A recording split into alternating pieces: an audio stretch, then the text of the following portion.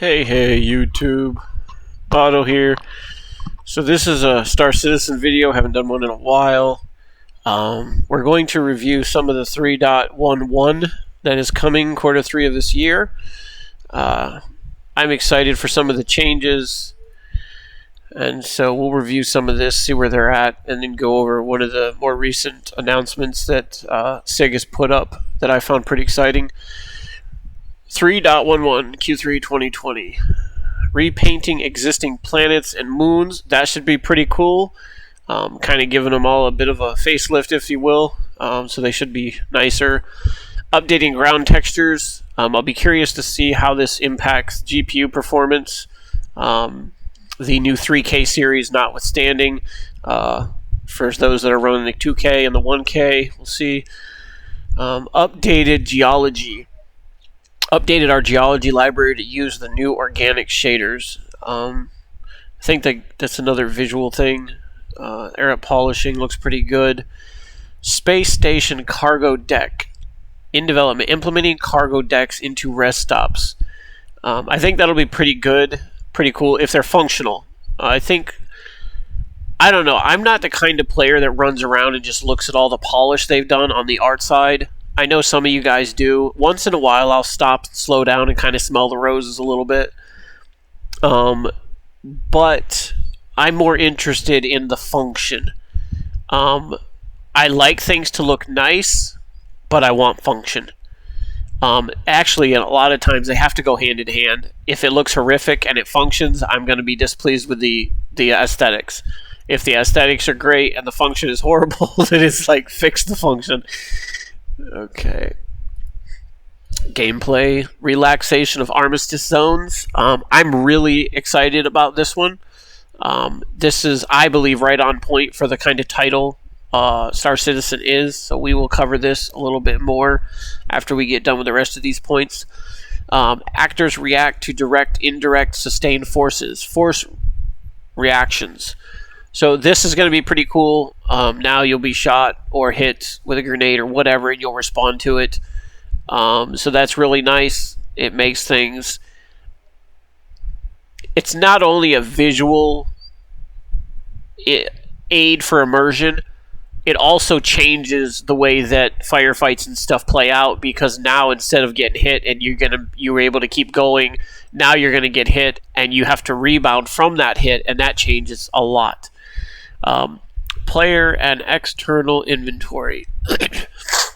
Manage the food, drink, and mine rocks and harvested items stored on your person and in exterior storage.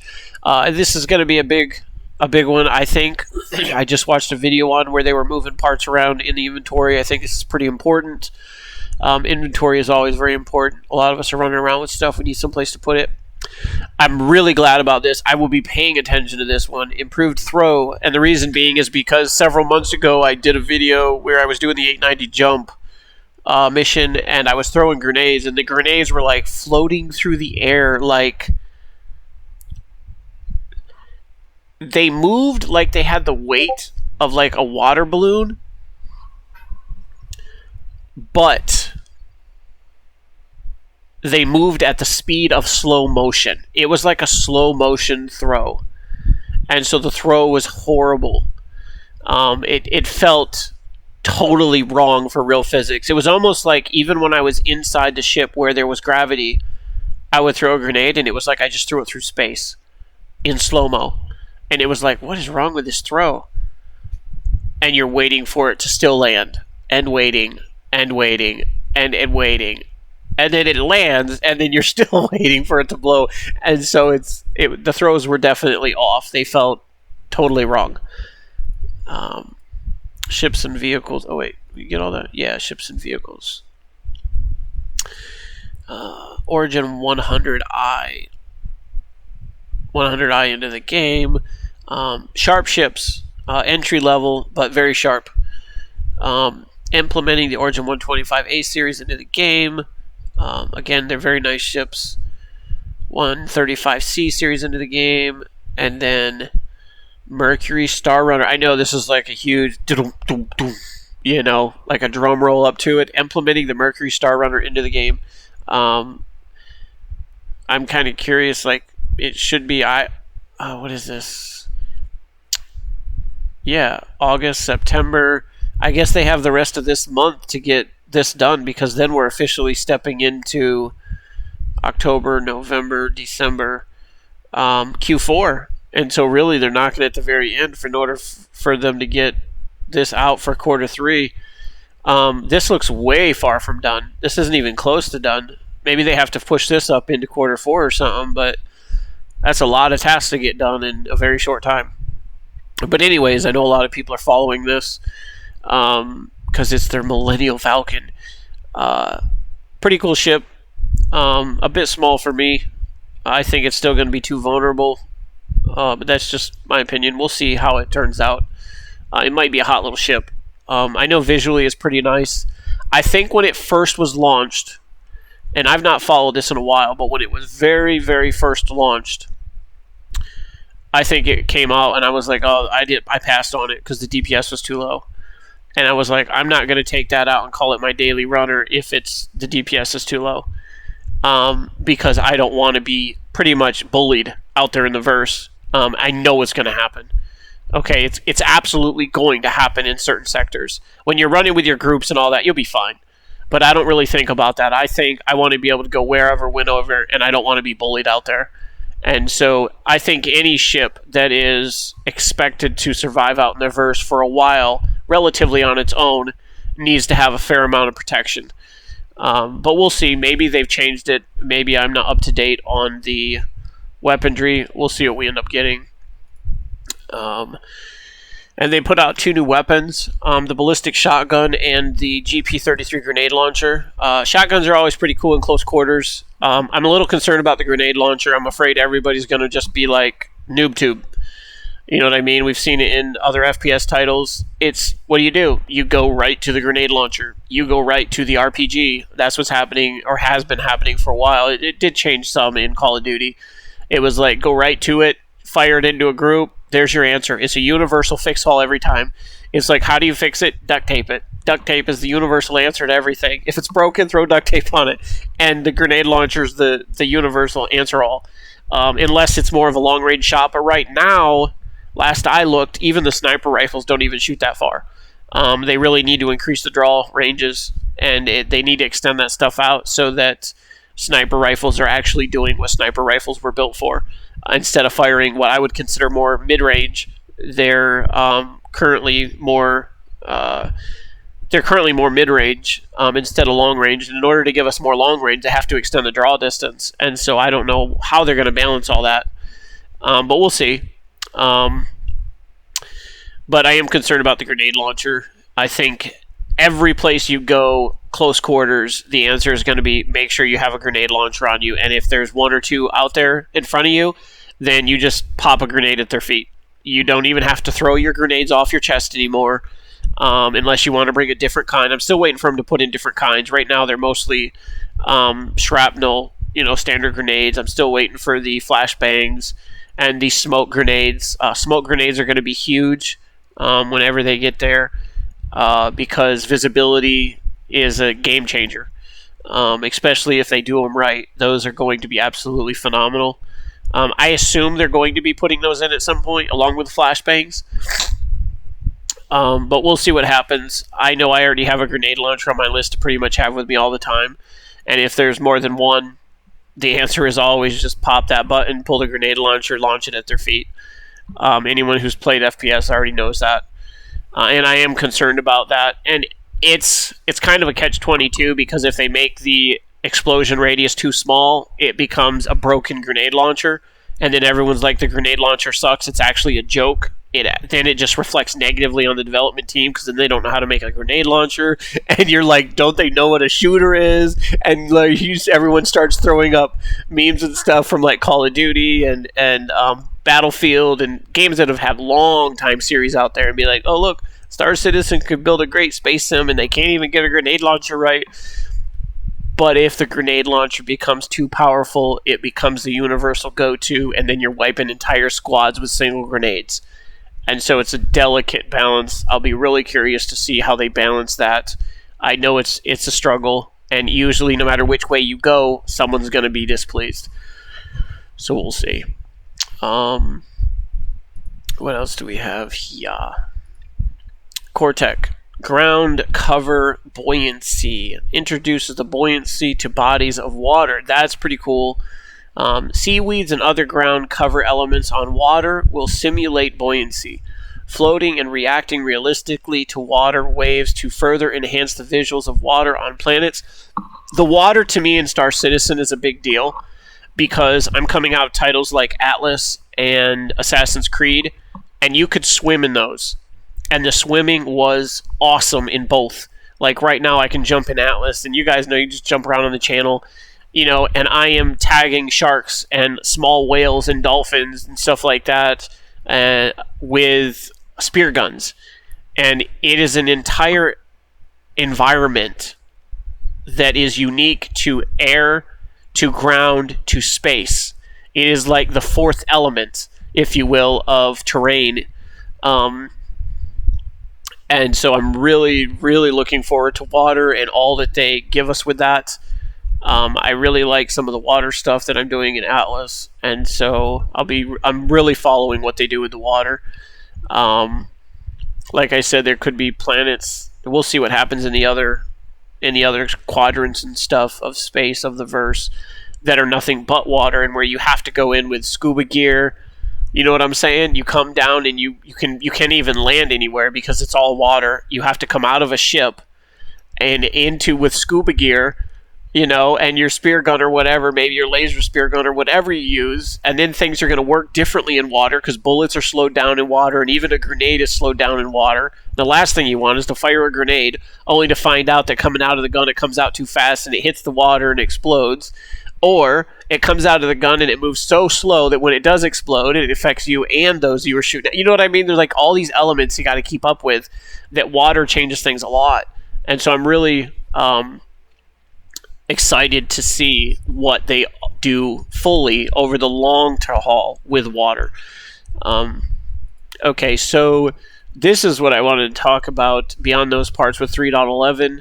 I'm really excited for this. I'm not going to read all of this because you guys can, you can get through that there. Pause it, read it. I'm going to just jump straight down into what they're doing down here. This is about the Armistice restriction update. It's going in. Actually, I think it went in today, the card. Yeah, it did because we just read the card, so it's there.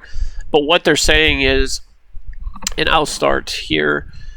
We wanted to give you a bit of a deeper look into the changes that will be made along the Armistice relaxation, so we once again get caught up with Luke Presley and design team to break them all down for you. Destructible defenses of a few sizes and varieties have been added on and around these rest stops. This cracked me up. Probably wanted to have someone proofread that, but these range... Oh, no, that's right. Okay, if you come off of this sentence, it's good. Okay. I was like, man, I guess I was reading it wrong before. These range from the small S4 turrets, now destructible, placed on landing pads. So you've got S4s. We're all familiar with those from ships, right? Usually on a starship, an S4 is pretty sweet. We get excited when we see an S4 on a starship. I think that's like the ballistic Gatling that is on the nose of the... Is it the Vanguard? Is that a 4 or is that a 5? Anyways, placed on landing pads.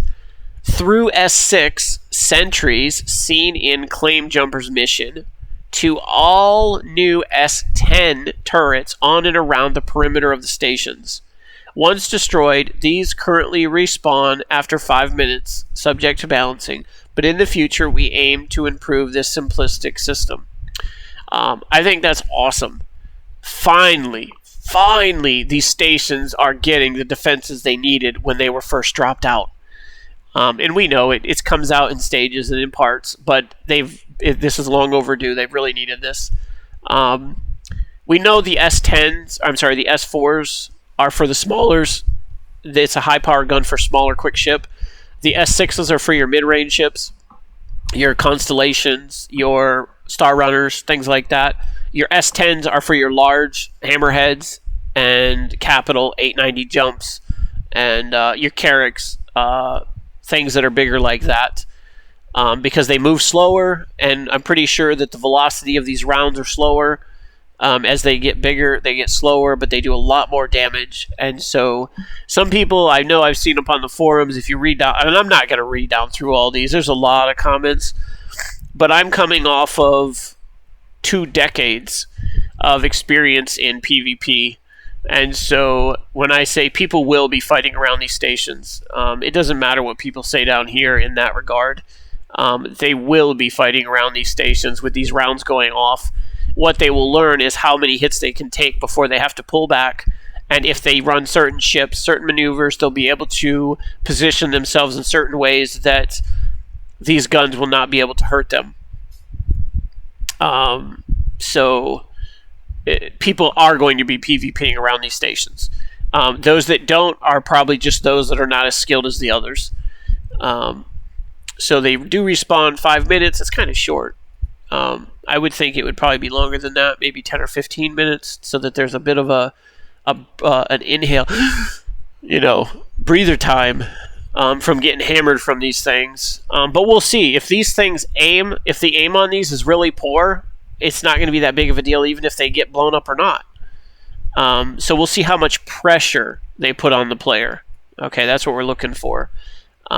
We have created a security response system, which, while still quite simplistic, adds the crime stats of all players in the area. We're calling this internally the heat.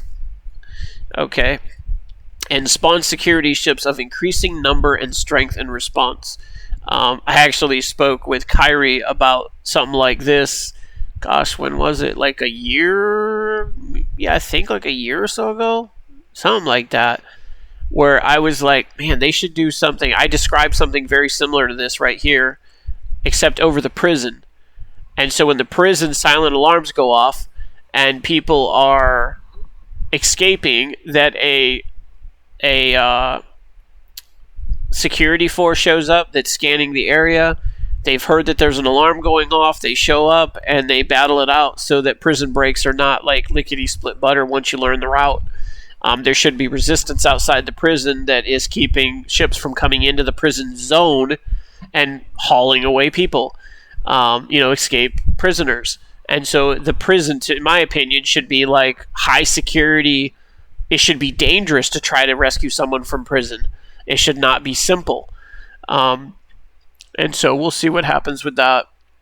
But I am thrilled they're doing this, the security, because this makes sense. It's reasonable.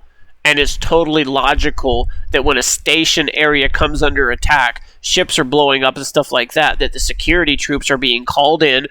Someone called the theoretical, if you will, in the verse 911. And so here comes the authorities, and they're showing up to lay the smack down on whoever's there causing problems.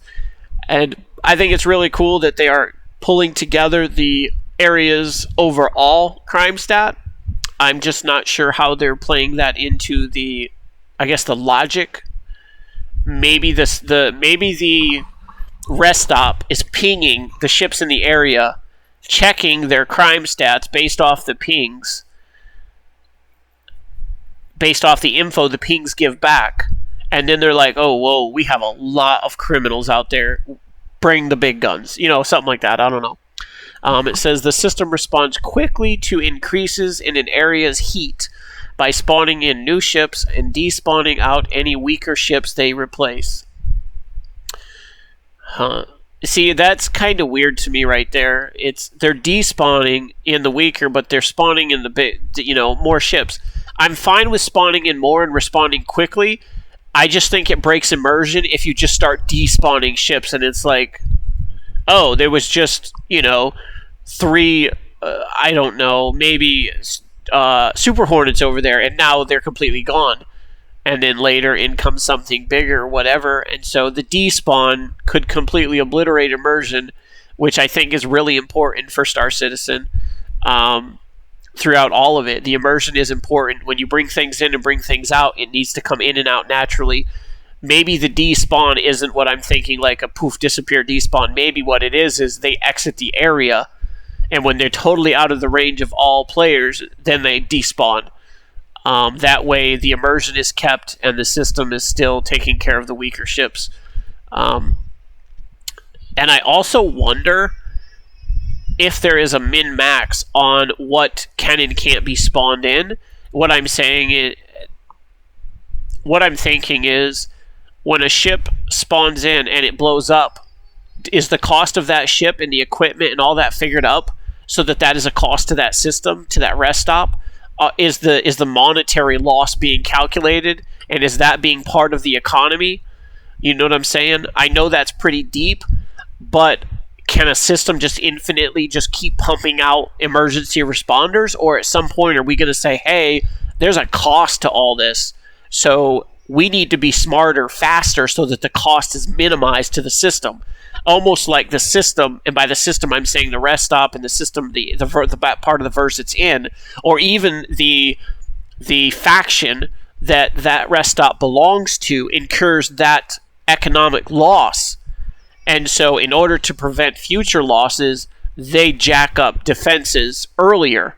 They increase the security force earlier so that the system loses less, I want to say money, less credits over the course of defending that station. So it would definitely be really, really interesting if at bare minimum, if they just had code running in the background that's tracking the destruction and how much it would cost the system, just to get an idea of analyzing the gains and losses in the system, just to find out, could we use this for something? And I'll leave that in the hands of Sig, because that could be some really cool stuff to play with right there and implement it into the lore and even into the strengths and weaknesses of different systems. Maybe one system which was once stronger is now weaker because financially it has taken heavy losses. And so the only way for it to become stronger is if the player base starts pumping, we need to start pumping more credits into that system. They need to be making more profits. And so maybe even cost of goods goes up higher because that system is losing a lot in their defenses. So there's a lot of ways you could play with that. The system responds slower to the killing of its own members should the heat not be raised by this, and slower still to decrease the heat, to keep security patrolling for a time to ensure the threat doesn't return anytime soon. We will develop the system further in the future to also take into account the type of ships the players are using. Yeah, I would say, definitely. I would say that the station needs to be assessing the threat that is out there when it is assessing the heat threat of the crime stat. So the code runs, checks crime stat, the code runs, checks ships. Because this is a system I've been working on for my own divisions within synchronizers. For SAR and medical, I'm putting together an entire ship rating system so that when a ship has showed up, it automatically gets a threat rating of ...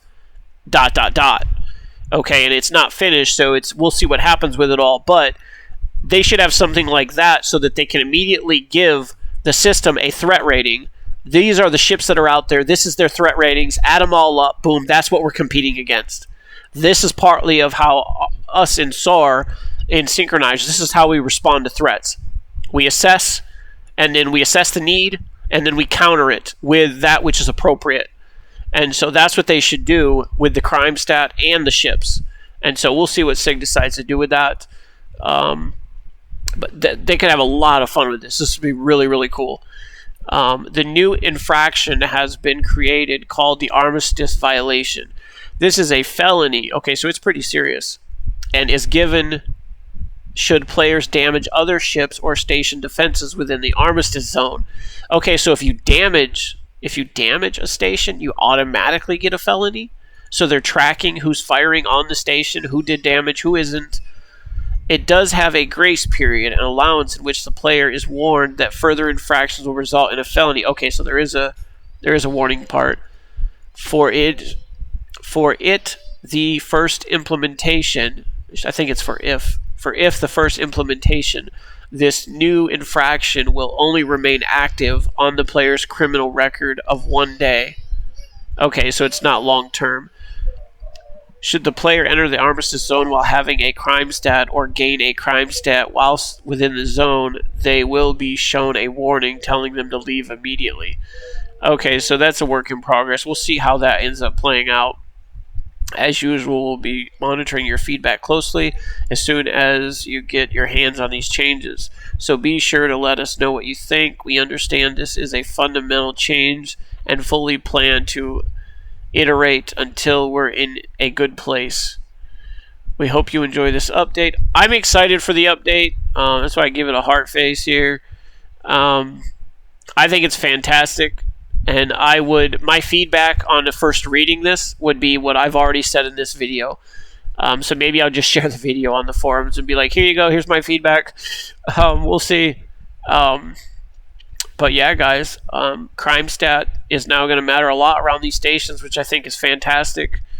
And hopefully in the future, so will the ships the players are using, so they can assess the threat and then counter accordingly.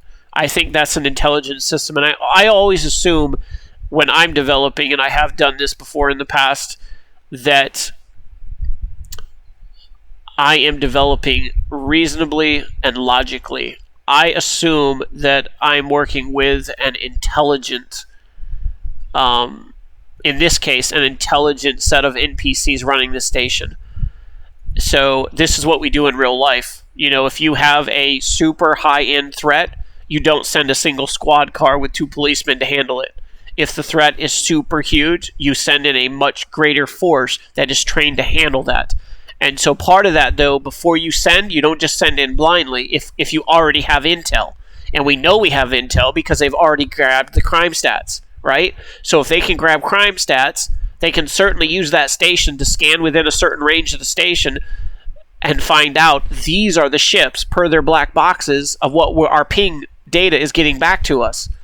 And so we know that these are the ships out there. And so this is what we need to send to counter those. And so, yeah, they can have tons of fun with it. So I am looking forward to this. I would also like to see this around the prison. I think that's a big deal. I think the prison needs to be more lifelike. I think part of what they've done is awesome, but it's lacking its security patrols on the outside of it right now to kind of counter the prison breaks. All right, guys, this is really all I wanted to share right now about Star Citizen. I am excited for 3.11. I do plan to try to get back in some more, which I took a bit of a break for a time because of just the infinite bugs were just destroying the experience. So 3.11, I do plan to get back in there, test it out some more. And as long as the bugs don't destroy the experience and 30Ks aren't ruining like hours of gameplay that you tried to gain a little bit of progress, then you completely lose it and then you're back to square one. We'll see. All right, guys. Like, subscribe, share, comment, and I'll see you in the next one.